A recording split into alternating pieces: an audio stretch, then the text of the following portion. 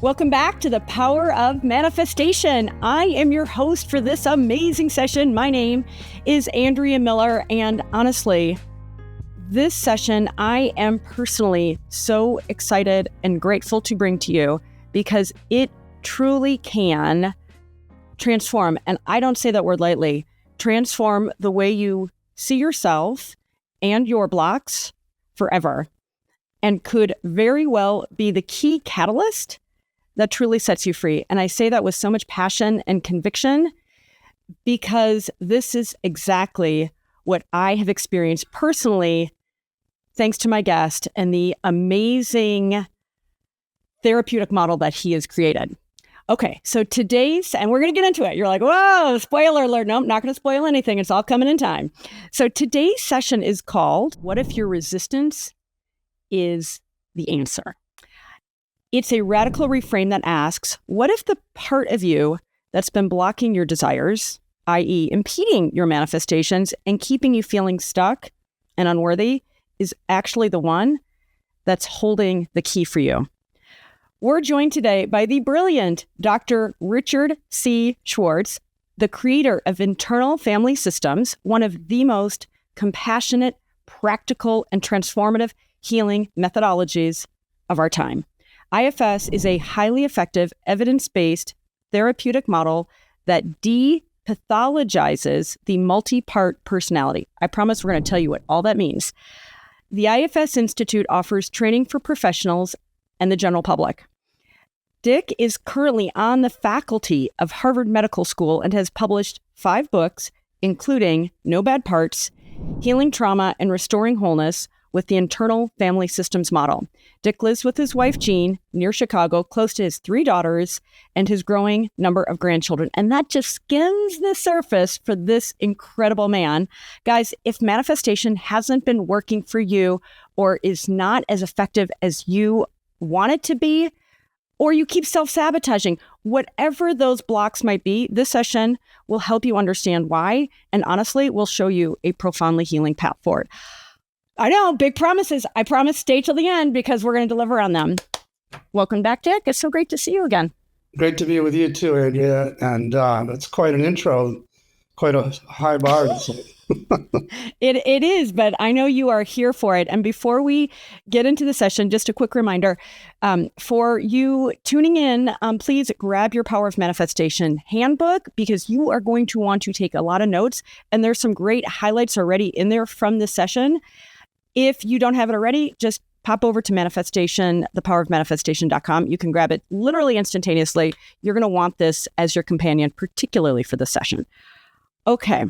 So, Dick, I would love if we could start with a brief, I know we could talk the whole session about what IFS is, but do you mind taking like 3 to 5 minutes explaining the IFS framework, the parts, just to really make sure that everybody who is not as familiar with it is able to follow along in our discussion?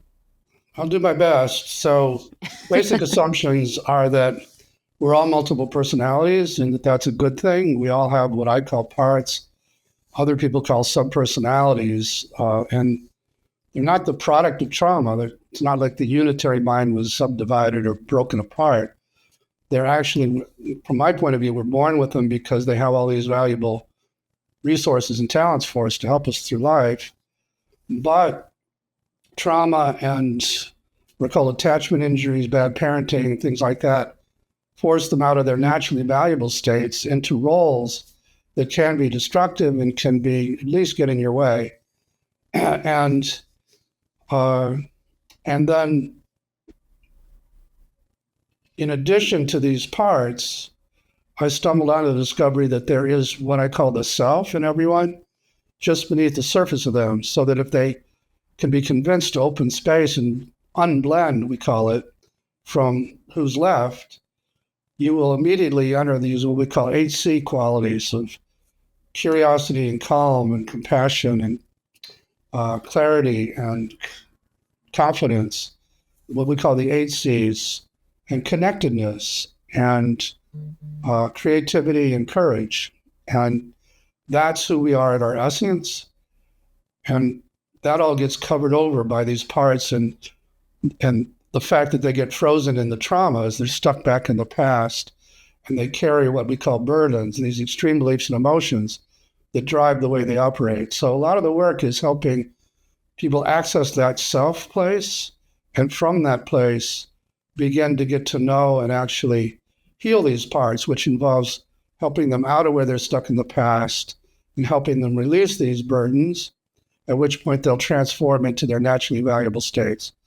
So the parts are the exiled one, correct? The one that we that is sort of rebelling, or can you just describe self and then the protectors? Yeah. So as I was learning about all this, and this didn't come out of my brain, I learned it from my clients. And as I was hearing about it, I come from a systems background, so I'm trying to get a map to this territory. And it turned out very early, it was clear that there were some parts that you might call inner children who, before they get hurt, are these wonderful, lively, they give us all kinds of joy and playfulness and creativity. But once they get hurt or terrified or made to feel ashamed, we don't want to be around them because they can overwhelm us and give us all those feelings. So we try to exile them, in my language, to lock them away in inner basements or abysses and try our best to not ever feel that again and to try to keep that from ever being triggered. And so other parts are forced to become protectors. So they leave their naturally valuable states to either manage your life so that these exiles never get touched. And they might do that by keeping people a certain distance from you, or by trying to make you look perfect, or try to make you achieve at a really high level, or so on and so on. They try to take care of everybody so they don't abandon you.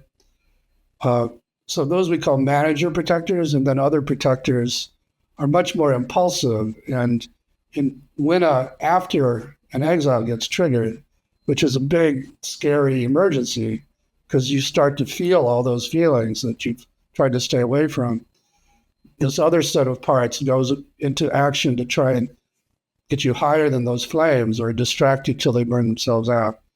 So that's the very simple map of the roles that parts get forced into.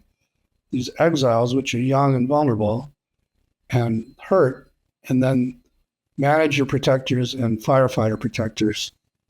And all of that obscures your access to what I call self. Right. And just to add to that a little bit, and then we'll move on with the questions. I just want to make sure everybody's really grounded because we're going to be, talking about the parts quite a bit. This idea that and I'll use my own experience, since you interviewed me, hello, you guided me through such a powerful exercise when we spoke last time. And honestly, it really punched way above its weight. And so you helped me tap into that little girl inside of me that felt unseen, unheard, afraid, unworthy, not enough, not important. And I'm going to try to preserve my makeup today, Dick. Not too many tears, I hope. But I say this, everybody listening, just so you really get it. So Dick walked me through this really beautiful exercise, and by the way, I will be sharing with you where you can find more of this work. We're gonna get into it, but I really, for those of you who this speaks to, there is such a large body of information you can access very easily, so you can take full advantage of the power that is IFS. But again, really, really briefly, so Dick walked me through and helped me access in a really safe way that part of little Andrea that just was aching, and that would come out in moments of hurt and doubt. And by the way, she was alive and well in my being for a very long time. And when I got activated, either my manager would come out and people please, try to control things, try to look perfect. I know you guys know what I mean, because we've all been there. And those genuinely adaptive ways, I mean, they may not be seemingly the most healthy, but they are adaptive. And by the way, even before I say anything else, there are no bad parts. Dick really makes such a beautiful, cogent case for that, and we'll come back to that too. So that manager in me people pleasing, controlling things, working really hard, proving myself, all those things were to protect little Andrea who felt unworthy. And then every now and then my firefighter would come out when I got a little crazy, I got real bad, or really just activated in a way that was damaging. And as a working mom, every now and then that Andrea came out and yelled at my kids, we've all been there. And I say this just not, for any other reason, just to really, really keep it real. And to me, this is why, if for no other reason, just to be the best mom that I can be, this work was so important. But it's honestly, Dick, and I was going to tell you after, but I'll tell you now, such a transformation on my marriage. Genuinely. Now my husband understands it. He's like, oh, I get it.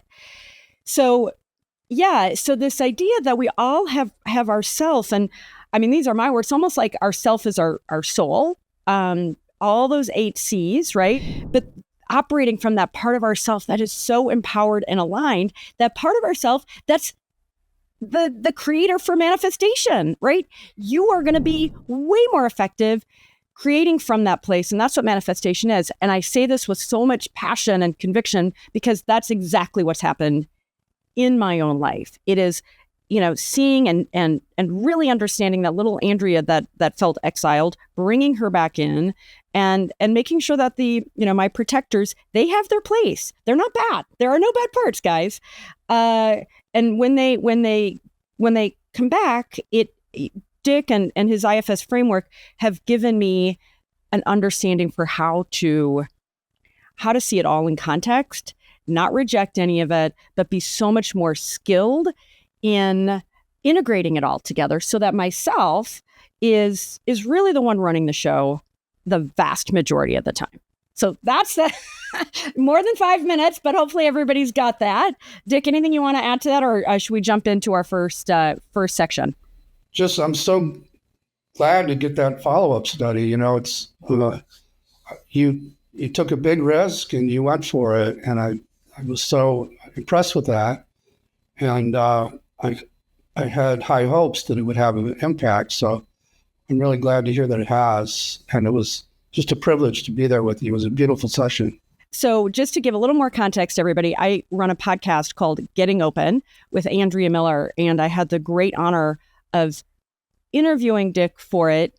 And I asked him to walk me through, I naively, bravely, the self knew to ask him to walk me through an exercise. And it was extremely, extremely emotional. And it was extremely impactful, genuinely transformative. And that is available. We'll make sure you have access to it so you can see in practice what it looks like to walk through a session. And then you'll also get greater context for how Dick, Dick, you're being so humble. You're saying, well, my clients created this. They gave you all the information, but you put all the information together to understand that globally, based on your experience as a clinician, that all the, that these are universal parts, right? And again, very, very effective. So, okay. So with that, let's kick off. We're going to start with section 1, selecting a goal from self, not from parts, right? We're tapping into the good stuff where the empowerment is. So we're going to start with something that so many of us get wrong. And even if we've done the work, right, we all do our sort of inner healing in different ways. But you say too often people pick a goal for manifestations from their parts, those that go rogue, rather than the self. And that's huge. So what does it look like when a goal is coming from a part, not the self? Well, as you were saying, most of us have these exiled parts that are hurting or feel worthless. And to protect them or take care of them, we'll have other parts that think if only we had a different husband, or if only we had a different job, or if only and they try to get something to help these parts feel better. And so they become very inquisitive. They're trying to get more material things in general. And so a lot of the manifesting happens from those parts, but unfortunately, those things generally won't take care of you because that little girl is still sitting back there suffering and afraid and driven by fear, right? Rather than empowerment. Yeah, and it's like you become a bucket with a hole in it. You can keep pouring stuff into that bucket, but it just leaks out because it never is going to be enough. And so if you're trying to manifest from those kinds of parts, you may even get what you want, but it'll turn out not really going to do it for you. And so if you can instead start working with these parts and do exactly what you did last when you talked about that, so that that little girl feels connected to you and feels she's not sitting back in a terrible place, and she isn't so empty, she isn't so needy. Then these protective parts relax and open space and notice that you can take care of that girl, and they start to trust you. And so then from self, you actually have a very different set of goals or different desires than you do from these parts that are so focused on getting the right thing to take care of you. What they're really trying to do is take care of that little girl and think that the right partner, if only you had the right partner, that would take care of it. Once you can take care of that little girl, then you're freed up to manifest something that actually might be useful to you and also might be useful to the people around you and to the planet. Yeah, I mean, I just to add to that, when I think about from my own experience, when I'm trying to manifest or had, right? And I feel like this internal shift for me, it's like I can't go back, it's like a Nautilus, right? You guys know the Nautilus shell? It just, the chambers keep getting bigger and bigger and you can't go back. So whereas before I would be, and listen, it's still a journey. I mean, every now and then I'm going to slide back into people pleasing or the achiever or the wounded little girl in me. But for the most part, I'm so much more conscious about when those are activated, when I'm trying to impress, right? When I'm trying too hard, right? I'm just keeping it real. And so this idea of manifesting from the ego, manifesting from those protectors versus manifesting from my true self, even the thing may be the same for me is what I've experienced, but the attachment to it is different. And the feeling of it is so different. I don't feel that like, oh, I need this. It's like, oh, I'd love this. But you know what? I'm good if I don't get it. And that is a game changer. And guess what? The more it's like, I could take it or leave it. Yes, I really want it, but I'm okay without it. That's a very different vibe. That's totally different. Your bucket is full. So you don't have to have it. Take care of those parts. So Dick, how, in your opinion and your experience, how can someone tell the difference if they're, manifesting and trying to activate from the self versus their protector or manager? Yeah, I could give a few questions you could ask yourself. You could ask the part if it's a part. Like one question would be, what are you afraid would happen if I didn't get this? If it didn't work, what are you afraid would happen? And in answering that, you'll often learn what this part is trying to protect you from. And it might be trying to protect you from a little girl being sad, like you talked about. It might be trying to protect you from something in the outside world. But if you get an answer, it's definitely coming from a part. It's coming from a protector. Because self wouldn't be afraid of something not happening if you didn't get it. Because by definition, self says it's okay. It's okay. Versus, versus a firefighter saying, "Oh my God, there's going to be a calamity or crisis," and the protector, the manager, the people pleaser says something else is going to happen. And so, guys, I'd love just to take a moment and just to reflect on that. Just don't think about it. Just whatever comes to mind. If whatever you're trying to manifest, the love of your life, a new home, a great job. What if you didn't get it? And feel that. And that, to me, such a simple but powerful practice. Keep coming back to understand that there's a good chance that part is, needs to be reintegrated. And that's beyond the scope of today's program. But again, there are many IFS resources. Doing that work will be a game changer. So can you walk us through a simple way to tune into the self when setting a goal, Dick? I mean, we're going to ask if it's coming from a part, but do you have another technique just to make sure we're operating from the self?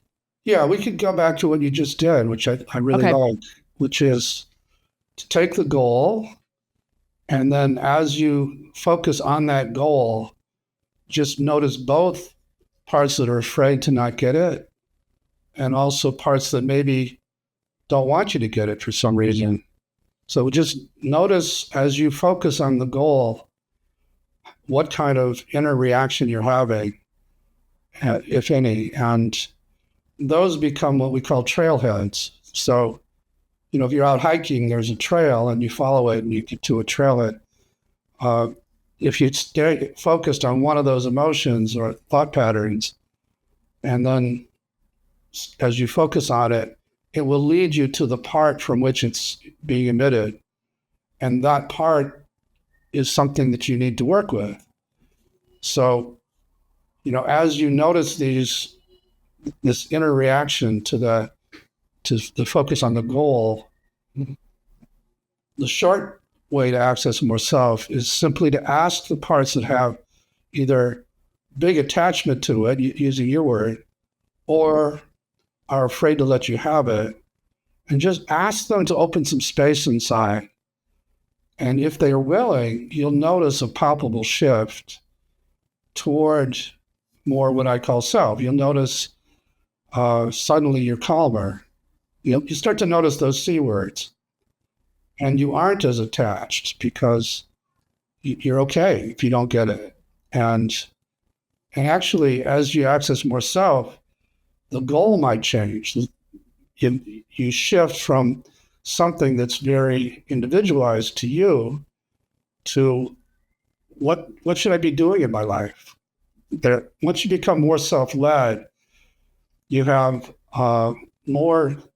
One of those C words is connectedness. You kind of realize that you're not a separate individual who, if you don't get a car, that your life is going to be ruined. You realize that there's suffering all around you, and the people suffering all around you are you, really, at some level.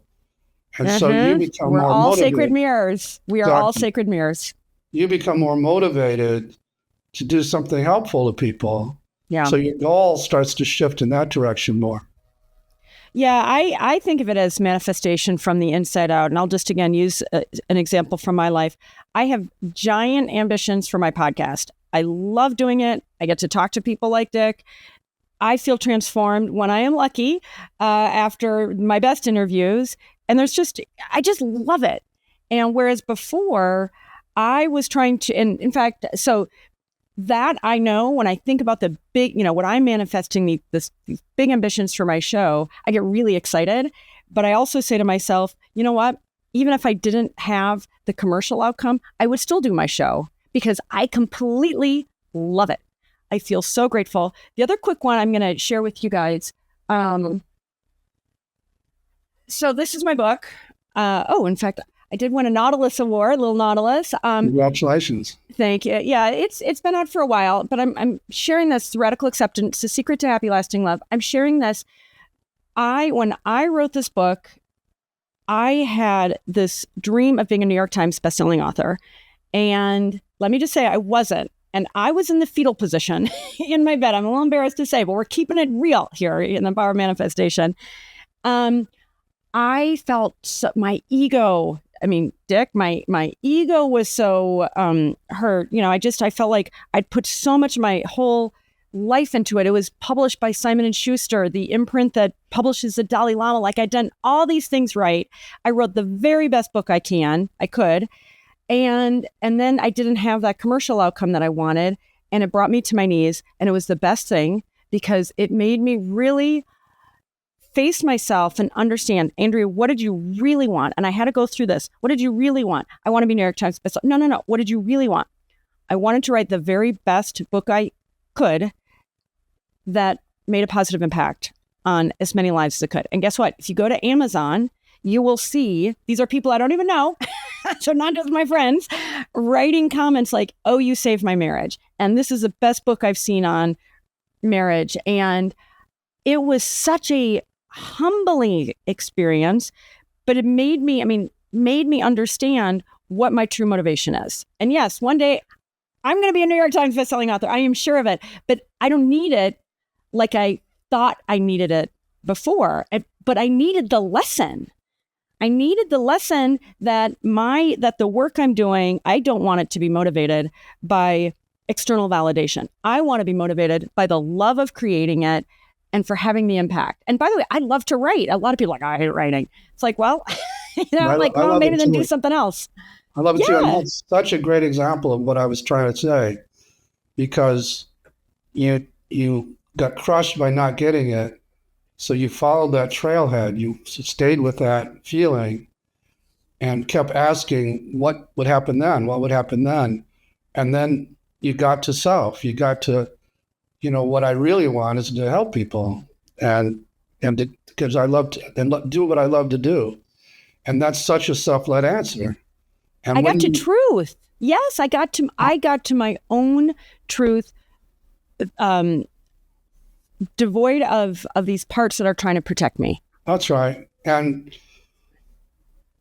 I'll give you a little more of my philosophy on all this. So self for me isn't just in us. It's a drop of a much bigger ocean. And so that's why it can't be damaged. That's why it has all these great qualities. And so as you access more and more self, you connect to something much, much bigger. And in that more divine level of connection, you learn that there are these guides that are here to help us, and that we're here to learn lessons. You mentioned that was a big lesson to you. And our guides will set that up so that we have to learn these lessons. Like, had you if you were a best-selling author, you wouldn't have learned that lesson. You would just keep on. That part would keep driving you. So totally. The humility that I learned in the best way possible. It felt so painful at the time, but again, I am so glad for it because it did teach me a crucially important lesson. And honestly, I feel like my emotional maturity, my sense of motivation, like I needed to have a real talking to with myself in a way, ultimately that I not like, oh, you're so bad, like that sort of starts to like make it worse, but instead to really be gentle with, well, why did I need that external validation? Back to, that little Andrea didn't feel enough, so she could write a New York Times best-selling book, then she'd be enough. But guess what? It never works like that. Only I can give that sense of genuine love and validation to myself. And just like you guys, only you can do it for yourself. And you can. And I'll tell you why I know you can. Because after spending decades of feeling not enough, of feeling not important, despite all my external success, and I've had quite a bit of external success, finally that feeling of being in myself, feeling a deep sense of self-compassion and self-love, it's what I've achieved. And my life is transformed. And this, honestly, the work with you, Dick, I can't overstate it. It really has been that, if you will, like that last mile catalyst. You're like, okay, this is it. And now I keep going, right? Because now it's getting good news. Now it's really fun. Now it's exciting rather than like, I'm stressing and straining and just trying to succeed over here. Now it's like, oh yeah, how much more fun can it be? You're giving such good examples of what I'm trying to say. I really love talking to you about it. And so part of what I'm saying is that these parts and their burdens, and the burdens again come from traumas usually, block access to that larger self, to the divine. And so when you're doing it from these parts, your guides will screw it up so that you have to learn your lesson.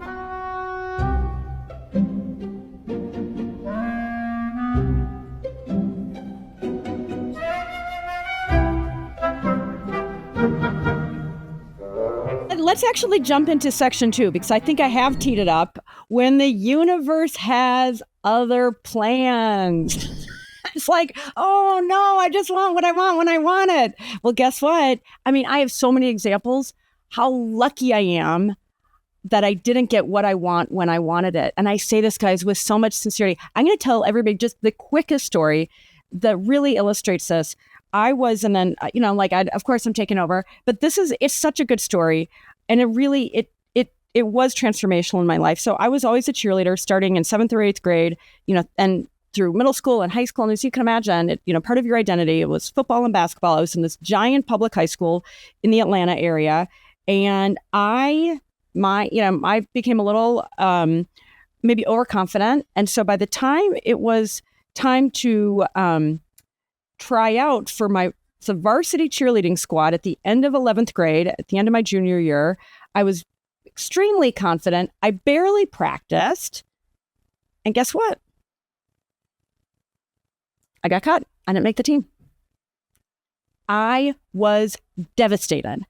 I mean, from summer camp, and these were all my best friends, and then all the football players and all the basketball players. This was my entire identity, where I spent my time, and I blew it. And guess what? Something amazing happened. I was in my bed for days, and my dad and my parents went and rallied the school. No, you can't cut her. She's been on and they're like, she doesn't make the score. Like, this isn't about, we love Andrea. She didn't make the score. She didn't practice enough. Other people were better. That's it. So my dad says to me, my dad is a pilot and had a stake in a small airport in the northern Georgia area. So he says to me, I'm 17. He goes, and he was also flight instructor. He goes, well, do you want to learn to fly? And I was like, okay. So while all my friends were at cheerleading camp and in their cute uniforms and with their pom-poms, I took flying lessons at the age of 17. I soloed when I was 17. I got my private pilot's license when I was 18. And I can't tell you what an impact it's had on me to be such a young person, particularly a young woman, to have earned my private pilot's license. I mean, literally to go from this devastation, like a phoenix rising from the ashes, literally learning to fly. And Dad, mwah, thanks for that.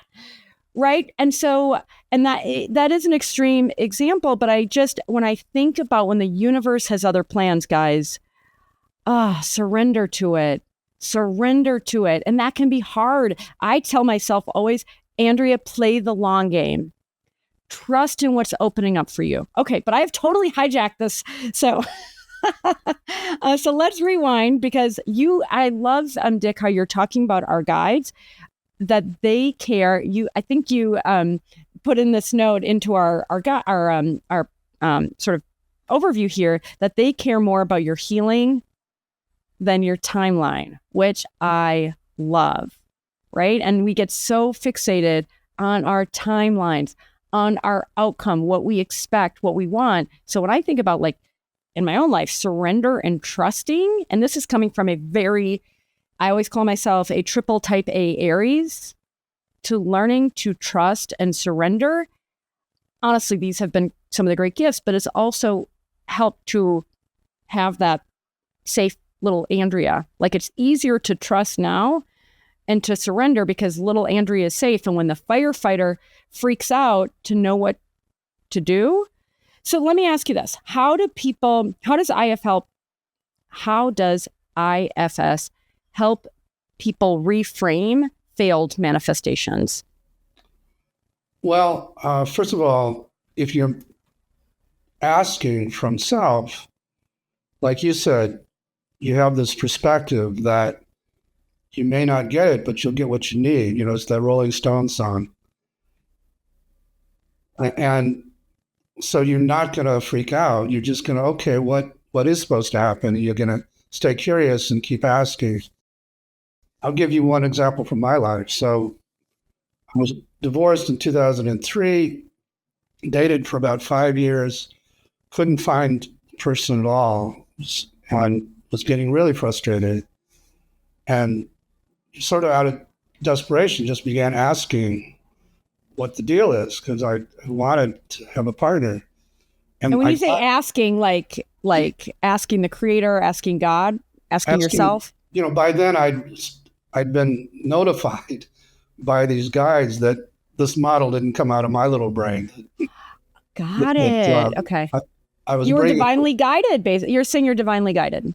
Yeah. I mean, I'm saying that these guides gave this to me to bring. And so I'd been listening to them in terms of how to bring this model, but I hadn't really asked much for myself personally. But at some point I said, why am I so frustrated? Why isn't the person here? The answer I got was, she's about 6 months away, but you have to do these pieces of work first, or it's not going to happen. And so I wound up doing these pieces of work, and about 6 months later, I ran into my wife, Jean. And that kind of tipped me over in terms of belief in this stuff. Hang on, but Dick, you have to share, what were some of the things you had to do? Well, the parts of me that got me to bring this model in the beginning really didn't care about people much, didn't care what people thought, because this was so radically different from traditional psychiatry. I was in a psychiatry department, and I was getting lots of attacks. And so that part served me in that it kept me going, and it wouldn't take in what these people were saying, but it wasn't great in a relationship. And so they really wanted me to work with that part, because it hadn't been a good player in my first. So you were kind of like a little bit of a rebellious spirit, right? Rebellious, right? But also not so thoughtful, not so considerate of other people. And I can. Well, and that seems protective, based even on what you shared with me when we spoke before about the dynamics with your dad and how he rejected what you were doing. So it's almost like that became your protector. You, if I'm putting it together correctly, that you developed a bit of an armor. Yeah, that's exactly right. Mm-hmm. And it didn't serve in my first marriage, and they were saying, "Screw you! We're not going to hook you up with anybody else until you do that." Amen. I mean, we're all looking for the right person, and ding, ding, ding, we've got to be the right person. Not the perfect person, but a more healed, more integrated part of ourselves. Otherwise, we just keep repeating the patterns. Yeah, one of my books is called "You're the One You've Been Waiting For." So, as you oh my God, now we need to talk again. Let's schedule our next interview. Okay. As now you can take care of that little girl. Yeah, it relieves your husband of the duty of being responsible for her well-being. You're the one you've been waiting for. But amen to that, to understanding and taking it so seriously rather than looking from the outside. And guys, we've all been there. We've all done it, right? And to me, it's not even just in our marriage. I was sharing this example on a podcast a long time ago. I've been fortunate to know quite a few very, very successful people, and I've had a lot of support in my business. So I don't want to in any way, shape, or form say, but there were times when I was coming from that place of scarcity and doubt and fear when it was like, why aren't more people helping me?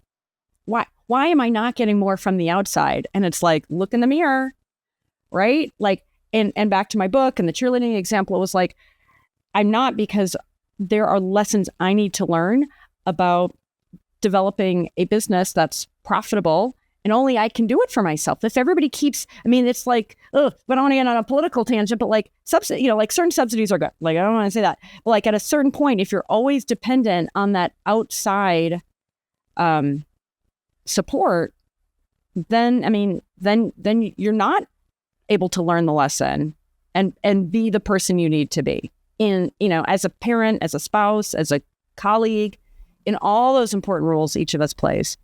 Yeah, so that's an issue with my understanding of what manifesting is, because your guides might have other plans. Part of the plan might be to deny you what you're desperate to have. so that Well, you and that gets to my next what, question. So I feel like you've kind of answered this in your own life, but just, I'd love if you have other examples from your own life or from people that, and eventually you met Jean, and I hope to meet her one day because she sounds amazing. But have you seen in your practice these examples where there was resistance or blocks that were actually protecting someone or from harm versus or helping them prepare for something greater? Like, I feel like that's exactly what you just said. Like it took 5.5 years to finally realize you had to make that change. Yeah. Yeah. And they weren't going to let it happen until I actually did the work they wanted me to do. So yeah, so we're here to learn lessons. And the big lesson is to heal these parts so that you can lead from the self place, which you're doing now, which, as you say, is a game changer. You really, everything is different when you can lead from self. And once you open that sort of channel to the divine, then they start to help you. They bring a lot of stuff without you asking a lot of the time. Well, I think of myself, honestly, Dick, now the word that keeps coming back to me is portal. Mm-hmm. Like, okay, each of us. I think of, yeah. Yeah. I mean, and each of us are in our own lives. And I always think of it as our sphere of influence. This, from as a parent, my kids, my husband, our broader community, my siblings, my parents, my team. And then, of course, based on the work you do, your sphere of influence is gigantic. Mine as a publishing and media person is has some stuff, distance and substance to it. But I just think, like, the more I do my work, and whether it's immediate sphere of influence or that ripple effect, that to me, as each of us is a portal, whether it's just one person reading my book, or having that bigger ripple effect. But I do think of that like sacred, like each of us as a sacred portal. To me, is that framework, that thinking has really empowered me. But it feels like I guess what I'm trying to say is it feels like a responsibility. So it's not just me. And I think that's what you were saying a little while ago, where when we're really aligned and really tapped into self, where we can really be in service. And that feels really good, because before it's like I would be so focused on my own success. And of course I care about my own success. But I know my success is being magnified and multiplied because I understand I really am in service to my true self and to the greater good. And that comes from self, not from that place of fear and abandonment. Yeah, that's right. And that's what these guys want. They want more self to come to this planet. They want more leaders to not lead from these crazy parts that we're experiencing now. And I mean, no joke. Yeah. Like, to heal the planet, if all of us could just be more into self. Yeah, that's the vision. That's the vision. And the other thing is, when you do it, it has ripples. It's not just doing it for yourself, but self is contagious, and not only for the people around you, but you don't even know the larger impact you have when you unburden these parts and you start to have more access to self. So. I mean, completely. Okay, so last question for this section. Why do you believe manifestations often arrive after deep internal shifts and not before?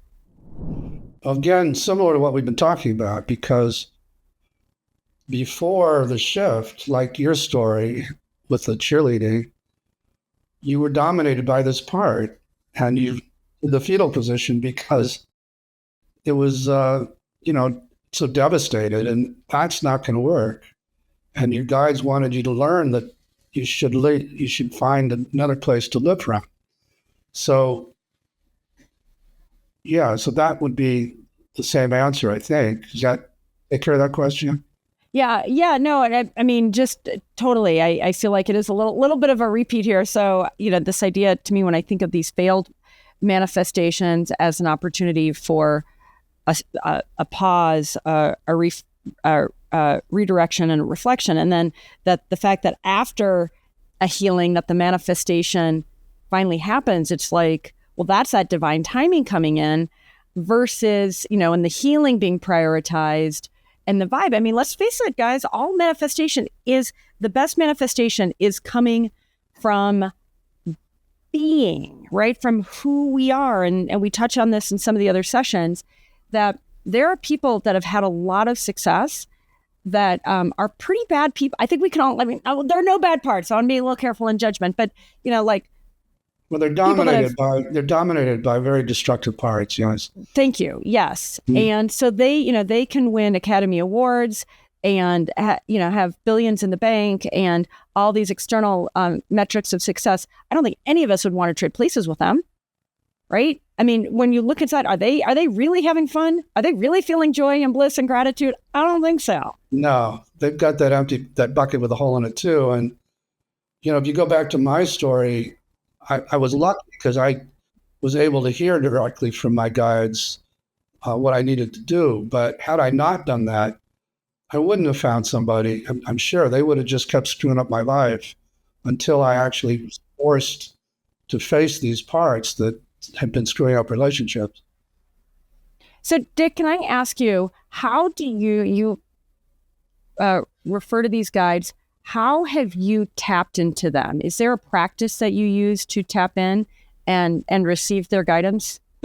Yeah, I learned about them from working with clients because I would be doing the kind of work I did with you. And then all of a sudden you might have, you didn't, but many people would say, I see this image here. It looks like an angel, or it looks like Jesus, or it looks like, okay. And I thought, okay, that's a nice part. And it's saying these wonderful things about the work, or it's giving me advice, or it's helping me hold some parts while I work with others. And then I got curious and I said, okay, well, ask what part it is. And they would say, they're not a part, they're something else. And pursuing that, which for me was, I come from a very scientific, agnostic at best family. So it was a big stretch for me to actually believe any of this. But they would say, no, they're just here to help. They're here to guide us. And that we all have them. And that when you do a certain amount of work, they have access. So they come in and they're just hanging around trying to help us all the time. But they can't get through to us. So then I started investigating whether I had them too. And had, people help me open enough space that I could actually, and for whatever reason, they don't give me words very often. That time with Gene was one rare occasion. More of the time, I just kind of downloads. And when I'm talking with someone like you, or when I'm giving a lecture, or I'll find myself saying things, I don't know where that came from. It's sort of like that. So that is amazing. And honestly, when I just think back to what we were talking about a few minutes ago, this idea of trusting and surrendering, especially for you coming from such a strong scientific and I think academic background, to allow that is really remarkable. And I mean, I'm guessing now even more, but let's say, when did you start tapping into those guides? Like early 2000s, or was it even before then? It was in that, around that time, actually, about 25, 30 years ago. So then, even at that point, I would guess, given how long you've been developing the IFS framework, do you think at that point you'd spoken to thousands of people? And so there were enough people. This is kind of mind-blowing to me, honestly, and I didn't know this. I'm really glad we're on this track. The fact that there was it sounds like disproportionate number of people that referenced these guides that made you go, whoa, something is happening here. Yeah. I got a lot of burdens from my father, but he gave me a lot of gifts too. And one of them was follow the data, even if it takes you way outside your paradigm. And it's taken me way outside of my paradigm. And, it turns out, though, that for centuries, indigenous people, shamans, have been accessing the same phenomena. It's not Western civilization kind of cut off from all of that. And, there are ways to go back to it. And, if I'm working with somebody and we want to access their guides, I'll just do a lot of work to get their parts to open a lot of space so they're really in self and they have that portal now. And then all you do is ask if there's somebody there that wants to tell you something or has something for you. And often they'll show up. Oh my gosh. And being open and trusting and I'm conjecturing here that maybe you got to ask a time or two or three or four, right? Because if you're feeling a little close, like, oh, they didn't answer, or I didn't hear, you know what I mean? It's almost like you just have to say, like, let me just create that space. Well, it's what we've been talking about. When you're in self, you don't have that urgency. You don't have that disappointment. You just, okay, I'm open. You don't have that attachment, exactly. So if they come, it's okay. If they don't come, it's okay. And that's when they come. That is, right? It is like the biggest head fake ever. But that's the whole point. Like it's in the trust and surrender. That's where the magic happens, guys. And you can't fake it. And the good news is it's there for all of us. It really is. Oh, my mind is blown right now, Dick. I'm loving this. Like, this is so cool.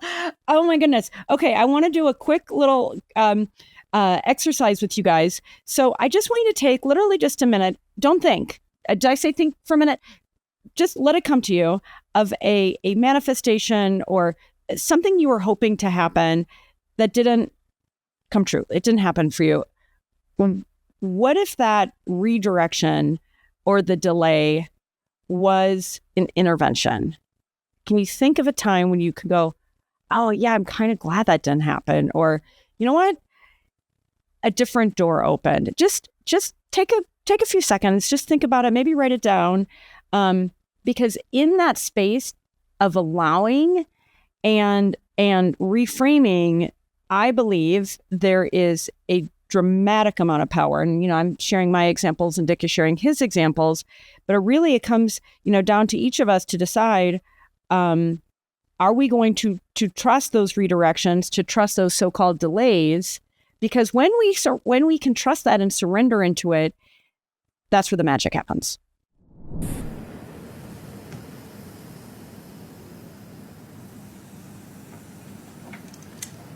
Wow, no. Okay, so we are cruising into section 3, getting all parts on board. So let's say the goal is aligned, and yet things still feel stuck. You teach that parts can resist even self-led goals, which is wild. So I'd love to dig into why. What are some of the common fears that parts have about us achieving what we want, Dick? Yeah, so I work a lot with people that have had horrible traumas in their lives, and a lot of them have parts that fear shining. They fear if you show yourself, if you really blossom, you're going to be hurt or killed, because that was their experience as a kid. And so they're determined to never let you get what you want, basically. Not because they're mean, just because they don't want you to get hurt. And so some of them manifest as these nasty critics who are tearing your confidence down so you don't take a risk. And then others manifest as dissociative parts that'll take you out if you start to feel good about yourself or start to show up to people. And so anyway, there many people have parts that they think of as just saboteurs that just don't want them to do well, but it's not true. They're just trying to protect. Mm-hmm. By the way, I can totally relate to that. When I think about the implicit message that I got growing up was, don't shine too brightly, and especially as a female, it was, kind of be quiet, know your place, be polite. And I for a long time, anytime, in fact, I'll tell this crazy story. I started my business, over 20 years ago for it's even embarrassing to tell it, but I'm going to tell it because just keeping it real. For many years, I mean, I was our CEO. I called myself, so dumb. I called myself president because I felt too like sanctimonious to call myself CEO. Guys, that's effed up. I mean, I was our CEO, but I was like, oh no, like that, people are going to think I've got a big ego. That's messed up. I've never told that story before. You're hearing it here first. But it is that really very deep unconscious programming for me was like, don't shine too brightly. Don't be too, big in your britches. I don't want to make other people feel less than, right, Dick? I don't want to make if I shine too brightly, I'll make other people feel badly, and I can't make other people feel badly. But that's a protective part, right? That's right. That saboteur. Yeah, it's it comes from a lot of different cultural burdens, like you're saying. So women get that message in a big way just because of the patriarchal nature of our culture. And then a lot of religions give you that message too, that being selfish is terrible and you should never ask for anything. And then, as I say, a lot of trauma survivors have had that experience where they actually shown and they got creamed. So a lot of reasons. Well, yeah, and just in our, the idea of being humble. And I think humble even can be tricky because on the one hand, like I said before, I was glad to be humbled by not getting to be a New York Times bestselling author when I thought that's what was best for me, because I took the lesson so seriously, and it got me out of my ego, and it was more about, no, Andrea, you're in service, you're doing work that you love. And so in some ways, humble is good, but I feel like it comes from where it's a matter of where it's coming from. So I feel like humble to be less than is no bueno. To me, humble and I don't know. Sorry, go ahead. I feel like you might have a way to help explain that better than I do. So, it's not a C word, but self is humble. So people talk a lot about how humble I seem, and it's just because I've worked with the parts that needed the accolades so much. So I don't anymore. And so humility is just kind of natural when you access more self. One other thing I was going to say, because I know a lot of manifestation people are talking about this law of attraction and how if you spend time with the negative, you're going to get that. If you spend time with the positive. And that for me is a big problem because that exiles all these parts that have, like the ones that want to sabotage you, don't want you to shine. From that position, they're just negativity that you're supposed to ignore. But from my position, they're parts that need your help. They need to be reassured. They need to be helped out of where they're stuck in your childhood when they got hurt, or just all these parts that, by virtue of having been hurt, are either terrified or feel worthless, and that's all negative thinking. But you need to go there. You need to help them out of where they're stuck. You help them unburden those beliefs about themselves. So I'm not a big fan of this love of attraction. Well, I think I see where you're coming from, and I think back to the theme of this.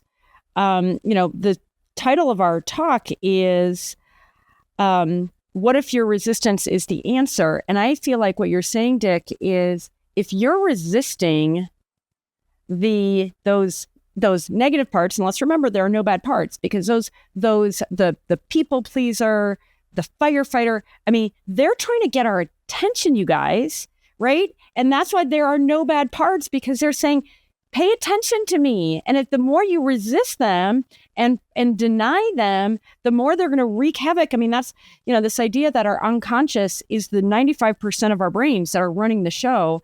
until they get integrated and seen and loved and understood. So to me, I'm with you, Dick, but I guess to me the twist is if those guys don't get attention, then they're going to continue to wreak havoc as much as we try to stay positive. But that to me ends up being kind of like that fake toxic positivity versus saying, I've really integrated them. I've really made peace with them most of the time, because guess what? Something is always going to bubble up. And to me, the exciting thing in this phase, at least in my life, is, oh, there's a firefighter coming right now. What does he have to say to me? What crazy thing is coming up? And being curious, I know curiosity is one of your C's. That to me is one of the most important C's when things are going south in my life and I'm starting to react. I am so much more equipped to be curious. That's right.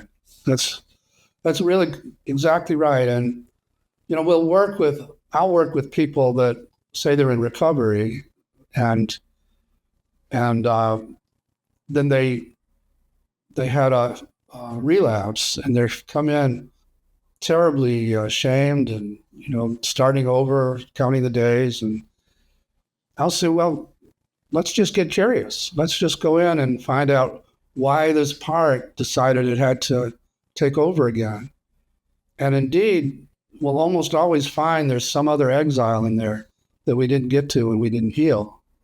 So it's not a big tragedy if somebody has a quote unquote relapse. It's really just a signal that there's more healing that's needed. Mm-hmm. And that, I love that so much, just because, oh goodness, healing isn't linear, guys, and we expect it to be, right? And it's like, okay, that's done, right? And just to have that gentleness within ourselves and that grace to go deeper when it's said next, as much as it might feel inconvenient, unexpected, not desired, it's like, it's an opportunity to even be more liberated is how it feels to me. And again, I've certainly had those so-called setbacks or unexpected plot twists in my life. I'm like, come on, no. But then that resistance prevents a faster integration, and not even faster, but I feel like if I resist it, I stay stuck. So it's like, okay, everybody, we get to pick. Are we going to resist? Or are we going to, accept the signals? And that to me comes back again and again to this business of trusting what is coming from within and here's the good news, particularly with this session, that you have the tools to understand rather than feeling like, oh crap, I've failed. Like, you know what I mean? And then judging your different parts when, it's a next step on a journey. It's a trailhead. Okay.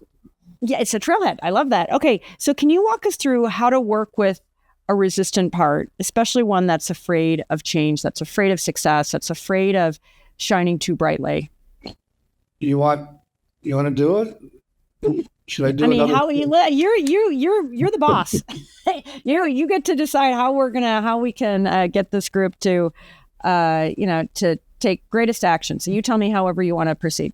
All right.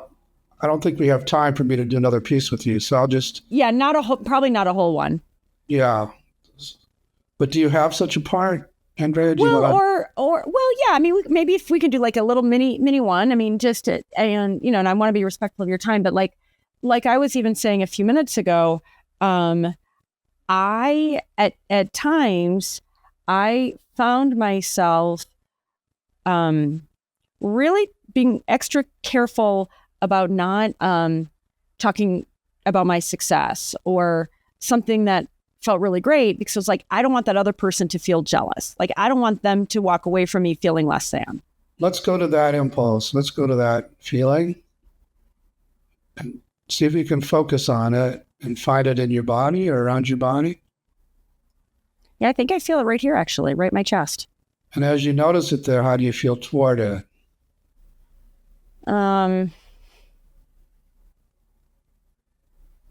Don't think, just notice. Yeah, no, I think a little sad. Sad for it? Yeah, you have compassion for it. So let it know. and see how it reacts to your compassion. Oh, it just melted. Right. I was like, okay, thank you. But just stay with it a little longer. Okay. Yeah. And ask it what it wants you to know about itself. And don't think, just wait and see what comes from that melted place. Oh, I mean, it's so clear. It's like, God, I just want to be free. I don't want to feel like I have to hide or be held back. Like that doesn't feel good. So it's feeling that, or is that a different part? Just check. No, I think it's that feeling of like, I don't want to feel like I have to dim this part of myself. That doesn't feel good. It doesn't feel honest even. Yeah. So let it know you're hearing that and that you're going to try and help it so that it doesn't have to keep doing it. Now that you've got to know it a little bit and see how it reacts.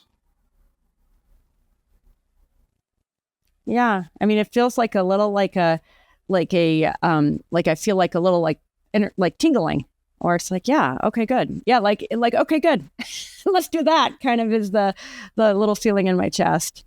Yeah. So, that took 3-4 minutes. So that's what we're talking about in terms of following these trailheads. All you do is focus on whatever you think is a negative or resistant feeling, find it in your body, and get at least curious about it. You immediately went to compassion. So you had a lot of self relative to it.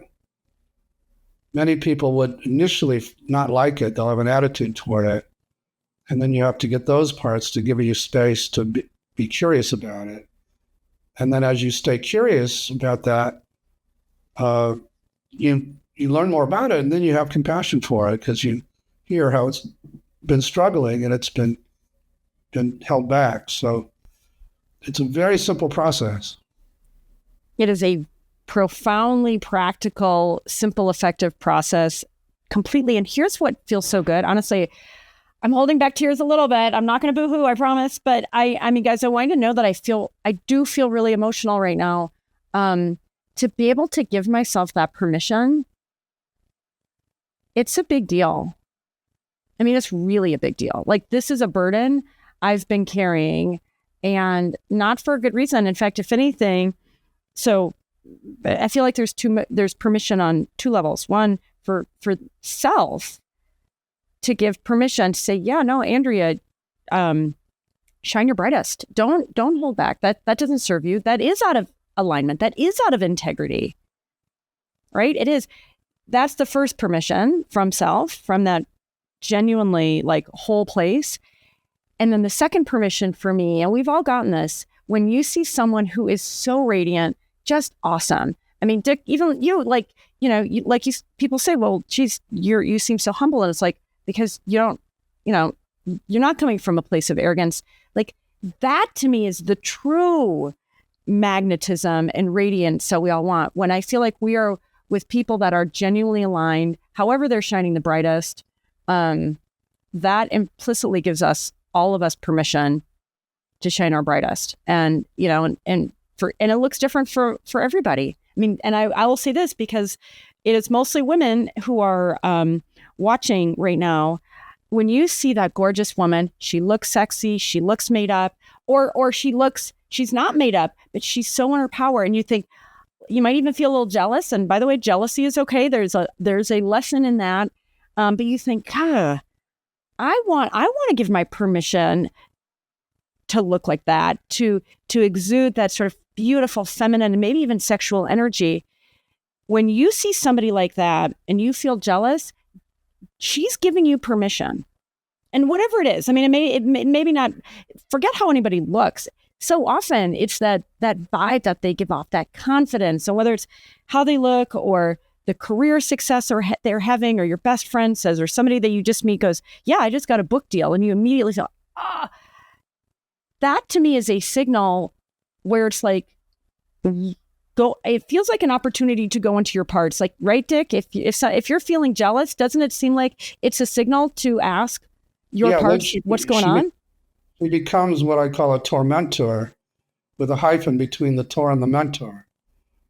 By tormenting you, making you jealous, she's mentoring you about something you need to heal.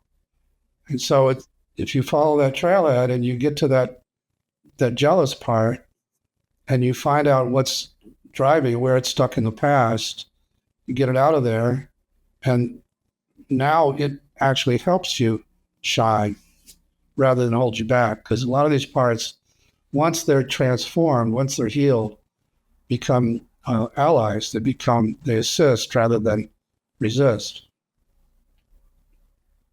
I mean, amen. And the good news, bad news is only you can do it for yourself. But the good news is you can do it for yourself, right? And when I think about why self-sabotage is often, like you say, self-protection in disguise, but being able to tap into that and say, but that's actually not helping me, and following the trailheads to heal it versus trying to bypass. Yeah. Bypassing doesn't work. Bypassing doesn't work, and trying to talk it out of it doesn't work. That's why cognitive therapy isn't so useful at that level, because these parts, you can talk to them till you're blue in the face, but until you get them out of where they're stuck and help them unburden, it doesn't do a lot. Yeah, no, it's such an interesting, so we're so focused on what we want, and having the ability to receive it and to hold it for so many of us is so important. And to me, it just keeps coming back to that sense of trust. Okay, guys, I would love to stay and talk on this topic for much longer, but we got to wrap this session up. And so, as always, this has been nothing short of profound and moving, again, especially for me, getting that I got to get a little mini IFS session. So before we close, I want to recap the key takeaways. And Dick, if I missed anything, jump in. So number one, the part of you that's resisting, or parts of you that are resisting, may actually be the part or parts that need love the most, not exile, right? Manifestation works best when your whole system is on board, when all the parts feel safe, seen, and supported. And finally, yourself already holds the wisdom. That is the best news. Your job is to lead with compassion, curiosity, and connection. And let's tee up, all those 8 C's, because I always feel like when there are certain books that I've read multiple times to really internalize something. To me, it's you read about it, you think about it, you come back to it. And for me to really, and all these 8 C's are ones that even before we met, it was like, these feel intuitive to me. So to tap in and, I'll make sure that they're in the Power of Manifestation handbook so that they are right there. So if you got it, it's right there in front of you. Because if you look at it and think about it enough, it will become imprinted inside of you. Anything that I missed, or any last words before we wrap up, Dick? Just that what I was saying about self being this spiritual essence inside of us, that when you open that portal and ask from that place, and like you said, have all your parts on board, you're much more likely that your guides will help you find what you want, which again isn't always what you need. Well, yeah, hello, yeah. Let's get Rolling Stones. We got a little good music clicking here, but I want to underscore that point as we close. I have found in my own life that as I've gotten more clear, more whole, and gotten my parts on board and so forth, that sometimes my desires have shifted. And that, being open to that is such a gift. Like, I was so convinced it was this other thing. And it's like, yeah, but now I have the clarity that it's not about that thing. And then the other is just really I can't underscore it enough. When I think about what's motivating to me, even in running my business for a long time, I've been running this business for 20 plus years. I was running the business to not lose. And now I'm running it to win. And that is profoundly different. I didn't want to fail. I didn't want to screw up. Like that literally would have been death for me. It would have been so humiliating. And now I'm not here to not fail. I'm here to create something extraordinary. And I have the most extraordinary team that is helping me do that. And here I am sitting talking to you, Dick, and all you guys here at the Power of Manifestation. Like, so I am manifesting something truly extraordinary, but it's extraordinary because of where it's coming from, winning and succeeding and being a portal for abundance because I've been willing to look within and get really honest with myself. And that's been a game changer. Yeah. And that's true for me too. And, it isn't for me even winning. It's just, I love doing it. And I know I'm doing what I'm here to do, which took a lot of time to figure out what that was, but my guides really helped. So. Well, and in your case, a lot of courage too. And just because we're wrapping up, we're not going to get too into your longer story, but again, in the podcast that we did, which we'll have connected here, Dick, you tell this beautiful story about the courage it took both to go against what your dad wanted for you and to go what, particularly back in decades ago when you started IFS or when you started, questioning some of the, if you will, more standard therapeutic models. Like you were radical and courageous and now the results show for themselves. And you answered the call in a way that's so beautiful and so impactful. And as I said, I was doing it from parts some of the time, which I had to learn the hard way to get those parts to stand out. Yeah. Mm-hmm. All right, Dick, you are the best. I am so grateful once again to have had the chance to interview. And thank you so much for being such an important voice in our Power of Manifestation event. Thank you, Andrea. Thanks for the invitation. And like I say, I always love talking to you. Oh my gosh, I hope you guys love that session as much as I loved recording it. Oh boy, I hope you just also are a super fan of Dick's. He is so wonderful, so wise, and he even said himself like genuinely humble. Guys, he is such a big deal. If you're not familiar with him, he really is one of the most celebrated people in the therapeutic space. And you wouldn't believe it maybe if you just watched him, because he comes across as so incredibly humble and gracious and just awesome. So if you are interested in learning more about IFS, internal family systems, as I referenced, Dick has 5 books, including No Bad Parts. You can go to ifs/institute.com. And there's just, there are a ton of IFS practitioners. If you feel like, even just doing a session or 2 can be transformative. So I invite you, if this is resonating, to dig in a little bit deeper. For me, as I said at the beginning and throughout, using IFS has been a giant unlock for me. So like getting to a place where I am so much more whole so that I can manifest and be genuinely aligned. It's been pretty magical. I'm not going to lie.